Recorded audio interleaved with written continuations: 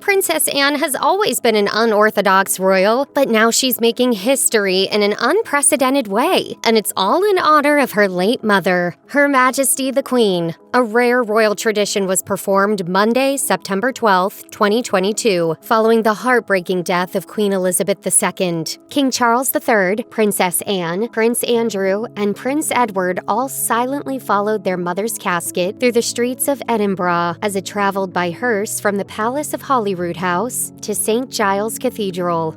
A moment when you see the Queen's children, because it's always a stark reminder that though she is a queen, she is a mother.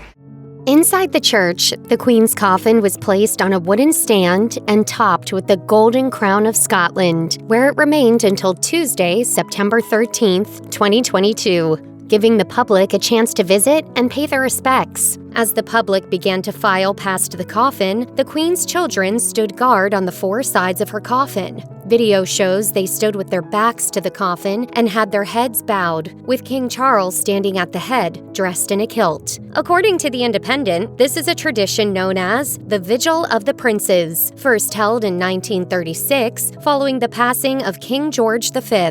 The only other time the vigil has been observed was in 2002, when King Charles III, then Prince Charles, Prince of Wales, stood with Prince Andrew, Prince Edward, and David Armstrong Jones, the ex-husband of Princess Margaret, for the Queen Mother. The vigil, which lasts for 15 minutes, has only been performed by men in the past. Princess Anne, dressed in military uniform, is the first woman to perform the Vigil of the Princes. Taking part in the Vigil of the Princes is certainly not the first time that Princess Anne, the Princess Royal, has broken royal tradition. In fact, she's made a point of rewriting the script during a number of official events, not letting gender define her role nor her titles. For example, when Anne was appointed to the Order of the Garter, a tradition dating back to King Edward III, she insisted on being initiated with the same title as her brothers. Typically, members are either knights or ladies of the Garter, but not the Princess Royal. She is, in fact, a knight, and was named to the order by Queen Elizabeth II in 1994. Titles are not the only distinction that has set Anne apart from the crowd. A talented equestrian, the Princess Royal is an Olympian